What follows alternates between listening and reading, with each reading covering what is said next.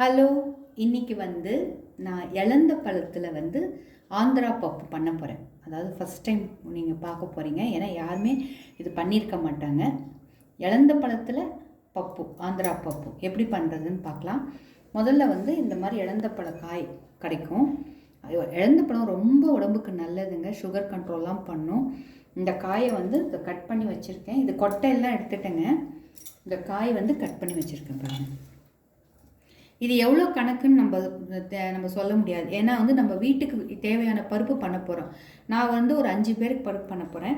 அதுக்கு தகுந்த மாதிரி நான் 1/2 கிலோ இலந்த பழம் வாங்கி இந்த மாதிரி கொட்டையை எடுத்துகிட்டு, இது பாருங்கள், கொட்டையை எடுத்துகிட்டு இந்த மாதிரி கட் பண்ணி வச்சுருக்கேன். இது ரொம்ப புதுமையான பருப்புங்க. ரொம்ப நல்லாயிருக்கும், உடம்புக்கு ரொம்ப ரொம்ப நல்லது. அப்புறம் இதோட ஒரு 7-8 பச்சை மிளகாய் காரத்துக்கு. அப்புறம் செர்ரி டொமேட்டோன்னு எனக்கு கிடச்சிது, அதனால் அதையும் ஒரு 4-5 போட போகிறேன். அப்புறம் புளித்தண்ணி கொஞ்சமாக ஒரு கரண்டி புளித்தண்ணி. ஏன்னா இந்த செர்ரி டொமேட்டோ போட போகிறோம். இதில் புளிப்பு அவ்வளோவா இருக்காது. இது சும்மா ஸ்டைலுக்கு தான், அதனால் இது ஒரு 4-5 போடுவேன்.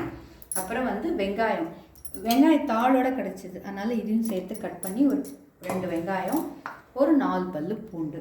பருப்பு குக்கரில் ஏதோ வெந்துட்டுருக்கு. பாதி வெந்தப்புறம் இந்த காயெல்லாம் கட் பண்ணி அதில் போட்டுட்டு மூடி வச்சுட்டு நல்ல ஒரு 4-5 விசில் வந்தப்புறம் இறக்கிட்டு அதுக்கப்புறம் உப்பு போட்டுட்டு தாளித்து போட்டால் அவ்வளோதான். இலந்த பழம் இல்லை, இலந்த பழ காயோட ஆந்திரா பப்பு ரெடி ஆகிடும். ரெடி ஆனப்புறம் உங்களுக்கு காட்டுறேன்.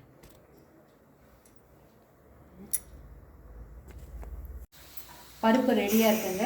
நான் சொன்னேன் இல்லையா, இலந்த பழம் இல்லை, இலந்த காயோடைய பருப்பு ஆந்திரா பப்பு நல்லா வெந்திருக்கு. ரொம்ப நல்லாயிருக்கும். இது நல்லா மசிச்சுக்கணும்.